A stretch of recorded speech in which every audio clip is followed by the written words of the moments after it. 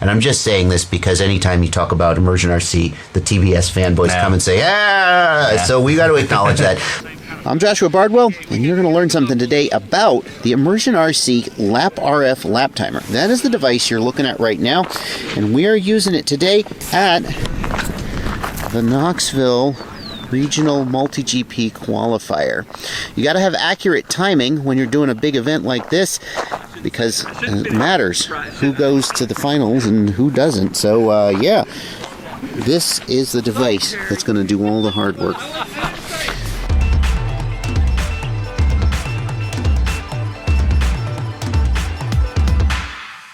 And what we're looking over there is the 8-way LapRF. That device is about $600 and it's designed for big events like this where you got a lot of pilots in the air.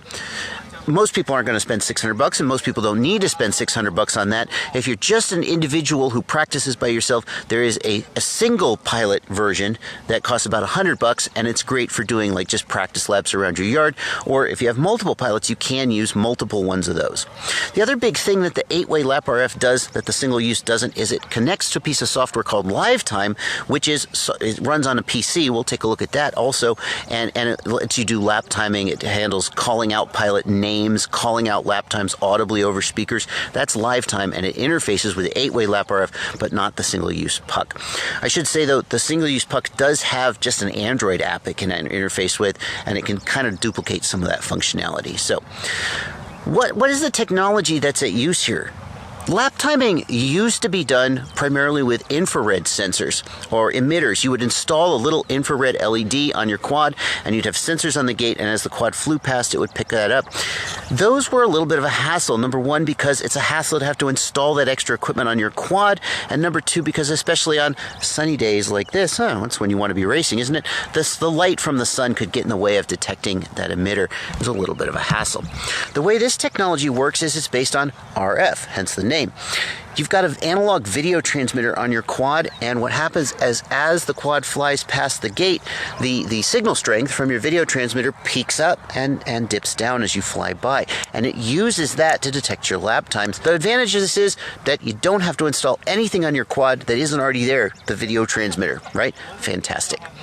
So here we are in the bench. I've got Jeff with me here, the guy who's been, you're kind of like today you're my like lap timer guru. Yep. Because as I've mentioned, and I'll mention it again in case I didn't make the edit, you've built a whole bunch of other lap timers, and we're going to look at them. But we're going to start by looking at this, which is the LapRF from ImmersionRC. And I don't think we're going to open it up. I don't feel like taking out that many screws, but you guys can see what we got here. These are the antennas for the receiver, and there's 8 of them.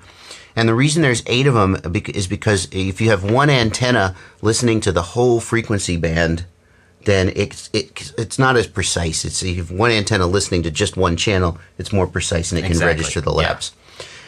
And there's not actually that much to say about this, is there? I mean, Jeff, I was hoping to do like a big setup video with you. But there's nothing really to it that you have to do whenever you're setting it up. I mean, I already opened it up too and put an SD card in it because I saw that there was a slot for it, which I believe it does logging inside. Yeah. But yeah, it works. You plug power into it. You plug a laptop into it. We got power here. Did it come with these pre-installed? Yes, these came pre-installed. These are waterproof glands. Yep. That's what they call them in the industry, glands. That's a little bit of a strange word. That is strange. But comes pre-installed, the barrel jack here, and you've got this little adapter. I assume you made this. Immersion didn't send you this. But just, what is this here for? That's just a general adapter for 2 different sizes. Okay, I see. And you plug it to a battery, XT60. And then this is an Ethernet cable, RJ45. Now this device, ImmersionRC very generously sent us this to use for our regional qualifier. Yep.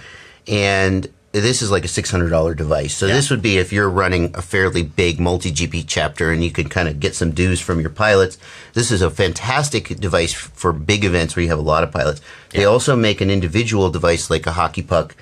That you could get. It's about $100, I think. Yeah, is that right? Yeah, $100. And that uses the same technology, but it just does one channel at a time? It can actually do more than one channel at a time, but it only has one receiver. Right. So the more channels that you set up for it to actually track, the worse it gets on the actual accuracy of the more likely to get like a missed lap or a false read. Correct, yeah. Like Okay, so that's this. But the real reason I thought of you when I wanted to do this is you have built other lap timers, and you've got some of them with you. Can you bring them over? Yep, I've got 2 of them here that I've been working on. And you kept bringing them to the field with us. Yep.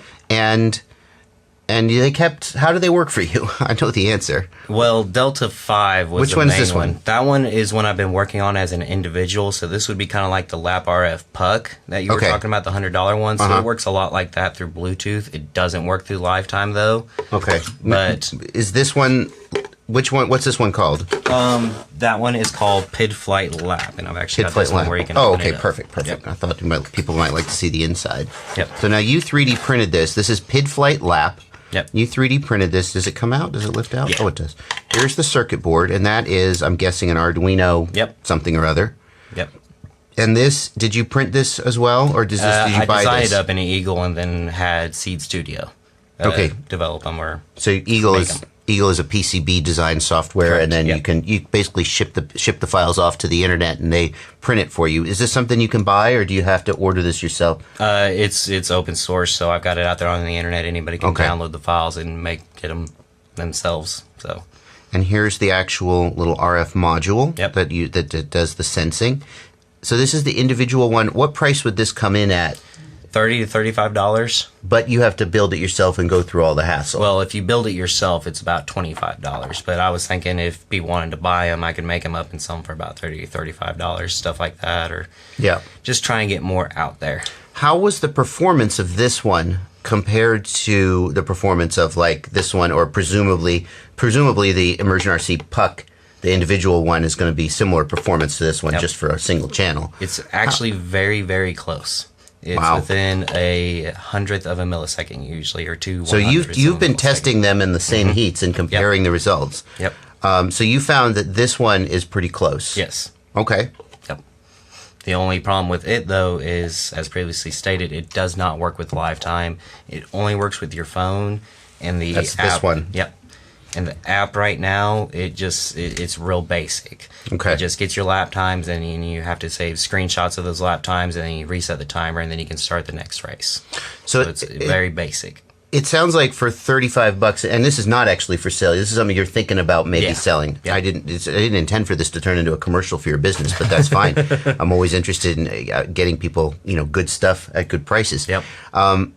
But so this might be a good choice for an individual who's just trying to run laps. But the full features of LiveTime are probably more desirable for people running bigger events. Yep, like club. At the multi-GP regional, which was I like race informally. Yep. But that was the first big event I've been to that was run. Actually, no, that's not true. I raced at Flight Fest. You did? I'd raced at Flight Fest, and MultiGP was running laps. Scully was there. It felt like a real race. It's really something to be able to, just the race organization, the video transmitter channels, the grouping of pilots into heats by channel. That is such a logistical boondoggle. Yeah. Having the software do it for you. Oh, yeah. And then the software just says, Heat 3, pilots, Joshua, Jeff, Evan Turner. Yep. You go, your channels are there, and it just tracks the laps. If you're trying to run a big event, it makes a huge difference to have that all done for you automatically. Yeah. The other one you built was, the Delta 5. The Delta 5. Do you have that with you? I don't, because I had to cannibalize it to get parts out of it and to get other things working.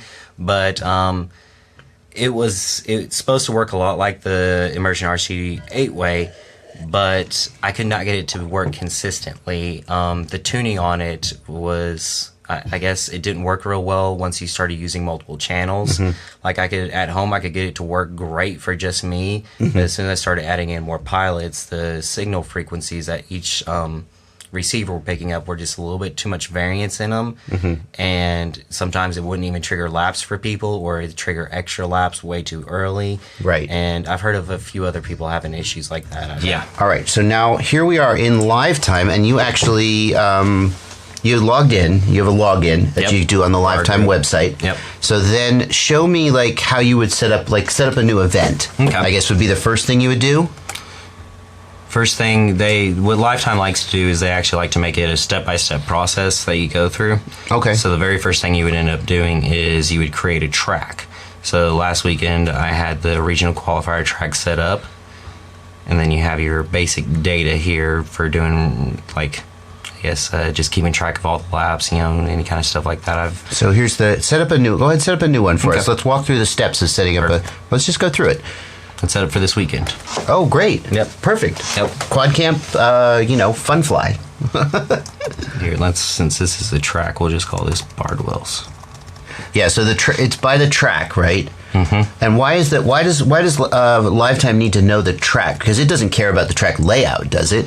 It actually doesn't care about the track layout necessarily, but you can put a length in, and supposedly, I haven't figured it out yet, or if they actually have it implemented yet, but you can put in a map of the track as well. And if you have split times and stuff like that, they'll show up on the actual map. Whoa, hold on. Yeah. So if I have more than one of these, it'll do split times? Yep, you can run split times. Oh, wow. Yeah. It can connect to multiple ones? I didn't know that. Yeah. That's new. So then you could say, you guys know what split times are. Yeah. That's really cool. You could have times to each gate or times halfway through the course, or if you're like a really serious racer, you could figure out where you're losing time and where you're making it up. Yep. Does that also work with the individual pucks? I believe so, yes. If somebody was really serious about racing, they could buy 5 or 6 individual pucks, put them at each gate, and hook them up to LiveTime and see where their splits were. Yep. That is pretty cool, actually. Yep, see where they make their gains, and if they make changes to their lines and stuff like that, they can tell if it actually helped or not. Yeah. Then, so then we put the length in. All right, fine. Yep. I'll just say 200 meters. Okay. We save that, and then you'll see that you now have a new track down there. Okay.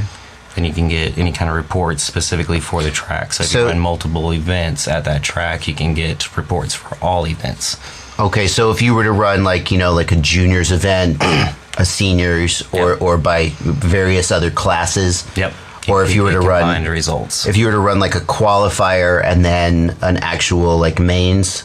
Yep. Is that the kind of thing you would kind of a little bit like that, or if you have like say open and micro classes. I got you. So yeah, you could do that kind of stuff. Or maybe spec class and open. Yep. Okay. Yeah, those are options. So you would set up individual. Where would you set that up? Here's the reports. The records we're going to pull. All reports and stuff like that. So you would select the track. Mm-hmm. So now it says, okay, you're going to be using this track. Mm-hmm. This is our class. So this is where you can create different classes, like your micro, your open class, or your spec class. Give them different colors. Give them different audio callouts. We had minimum lap time, maximum lap time, and that just helps avoid false reads, basically. Correct. Yeah. Yeah. Okay. Then different audio settings, so you have different start times you can do it for each one. So, instead of doing the less than 5, you can have it a constant, certain number of beeps, and then everybody goes, stuff like that. I like this a lot, too, because the common way of starting a race is they'll say, in less than 5, and then they'll beep to go. But when people do it by manually, if they're just calling it, oftentimes it's not random. The idea there is that it's random, so you can't jump the gun. But a lot of times people will go, in less than 5, go. Yep. And I'm like, well, technically that was less than 5. This guy actually completely randomizes it and makes sure nobody can jump the gun. Yep. I like that. So once you get any classes that you need created, which, they're already there. Once you create them, they're there forever. Mm-hmm. So you can reuse those classes on a different track. Yep. Okay. Yep. You can use them on any tracks, any events. So next up would be the actual event, creating the event itself. You'll notice I added a from multi-GP. Okay. That's how the regional qualifier worked, was you get everybody sign up on multigp.com and you just import all the data in. So it'll pull, and if you're a multi-GP pilot, maybe you already know this, hopefully you already know this, but you can go to multigp.com, you can input your quadcopter, your pilot information, and then when people create an event on multigp.com, you go sign up for the event, you log into the event, and LiveTime completely interfaces with that. And that provides an interface, like the website will assign you to a video frequency, it'll do all of that, and then LiveTime will just pull that stuff in. Correct, yep. So, all the heats, assignments, everything. Is there anything else? Are there any other websites like that it interfaces with, or is MultiGP just the one? MultiGP just right now, it's the only one. Okay. But so for this one, we'll just call it Quad Camp. So the track is Bardwell, and the event is Quad Camp Knoxville. Got it. You got a date and time. Yep, so this will be the 28th to 12 a.m. Okay. 29th, you know. Yep. I guess 11:30, 11:59 p.m. Yeah, perfect. And now what are our types here? Qualified to main or best qualifier per class. So qualified to main, I believe the way that works is it creates brackets afterwards. So you can have everybody qualifying, and then at the end it takes the top pilots, put them into bracket style racing where you go head to head for a certain number of laps. Yep. And then the top people move on into the next bracket until you have an overall winner. And then best qualifier per class is just... That's just whoever. That's how the regional qualifier was run, basically, where there's no finals afterwards, no mains or anything like that. It's just you run 5 rounds, the best 3 of 5, or however many you set. That's how it figures out who the top pilot is. And it sounds like that's the one we'd want to use if we just want to fly all weekend. Yeah. And track. Yeah. Okay. Yeah. All right. And then seeds. This is going to be for. Okay, that's to figure out the brackets and also who would be the overall winner if it was just going by the qualifying rounds. Okay. The one way that everybody's starting to really enjoy using is top 3 consecutive instead of the best rounds, like the number of laps. Because what you do with the top 3 consecutive is whoever can run 3 laps consecutively the fastest.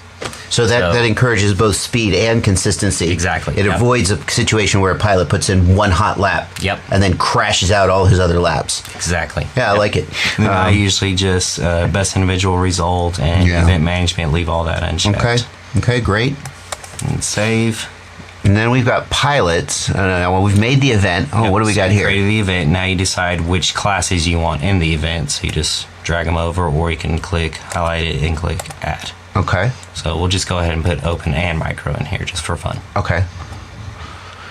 And then I'll pull over your rounds audio. Oh, so these are the settings we did previously. We can modify them if we want to now that we've got this created. Yep. But it's pulled them over. It's you know, there's a lot of steps here. There's more steps here than I thought, but I can see that it's really tailored to somebody who's running a lot of events. Yep. Like if you run a lot of events, the ability to have the track, the classes, the pilot names, all ready there for you to just go pick, and you can easily set up a new event even with a lot of pilots. Yep, this is perfect for running any kind of event where you know, you're gonna have multiple people that you know will be showing up. Okay. This is gonna be your frequencies. We have the automatic ones, and we usually run the IMD 6C. Okay.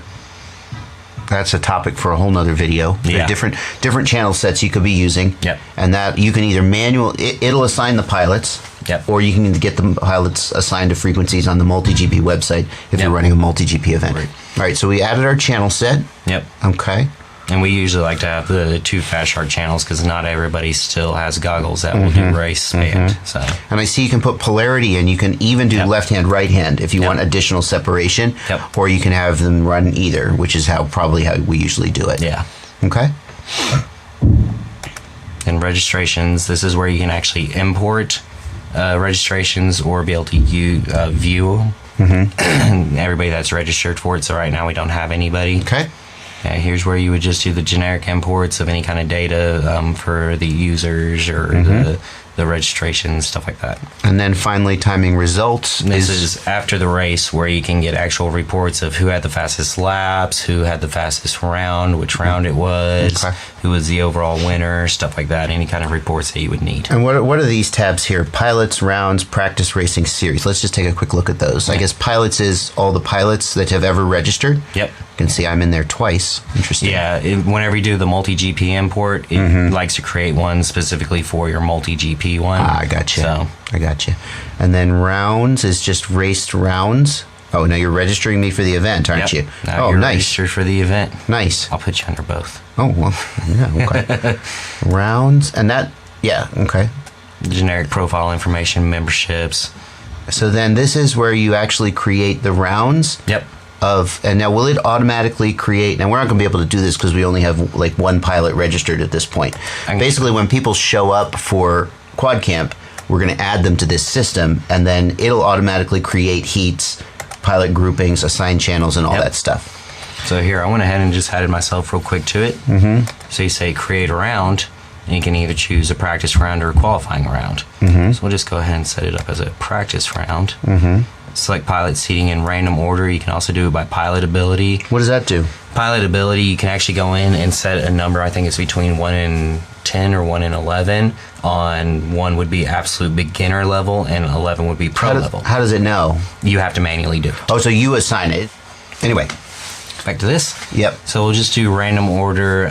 Keep same FPV frequency. Yeah, so whenever it creates it, you don't have to worry about people changing channels or anything like that. Assigned by transponders. That's just assigning the frequencies to people as they're available. So then you hit generate. And there you go. Here's our event. So it actually created 2 heats for us, one for open and one for micro.